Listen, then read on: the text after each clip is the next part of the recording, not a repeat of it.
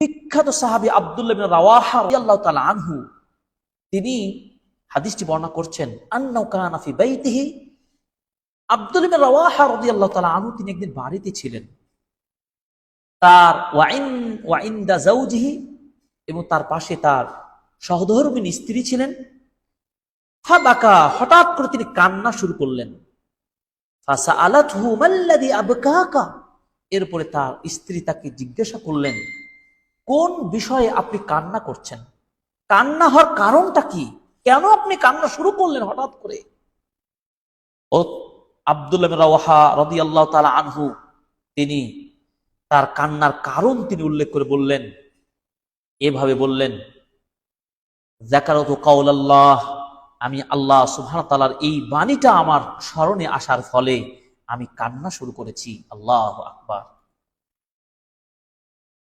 কান্না শুরু করেছি। কি বাণী? আল্লাহ তাআলার বাণীটা দেখুন, সূরা মারইয়ামের ৭১ এবং ৭২ নম্বর আয়াত, ওয়া ইম মিনকুম ইল্লা ওয়ারিদুহা কানা আলা রাব্বিকা হাতমান মাকদিয়া, আর অবশ্যই তোমাদের প্রত্যেককেই সেই সিরাত অতিক্রম করতে হবে, অর্থাৎ হিসাব নিকাশ করার পরে জান্নাত এবং জাহান্নামের মাঝে ফুল সিরাত থাকবে। এই সিরাত সকলকেই পার হতে হবে।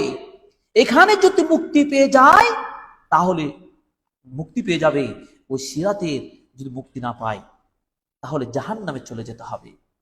এই আয়াতটি তার স্মরণে পড়ে তিনি কান্না শুরু করলেন যে আমি কি ফুল সিরাতে মুক্তি পাবো?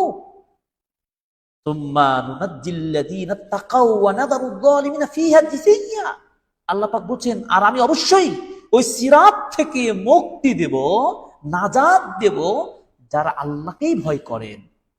আর যারা জালেম, যারা শিরক করে, কুফরি মতবাদ লালন করে, ইসলাম বিদ্বেষী, শরিয়া দ্বীন যারা না চেনে, ইসলামের বিরোধিতা করে, রাসূল সাল্লাল্লাহু আলাইহি ওয়াসাল্লামের বিরোধিতা করে, কোরআন ও সুন্নাহর বিরোধিতা করে, তাওহীদের বিরোধিতা করে, জুলম করে, শিরক করে, কুফর করে, নিফাকি করে, আল্লাহ পাক বলেন তাদেরকে আমি নত জানো করে ওই সিরাত থেকে জাহান্নামের গর্তে ফেলে দেব, ছেড়ে দিবে। আল্লাহ আমাদের রক্ষা করুন, আমাদের নাজাত দান করুন।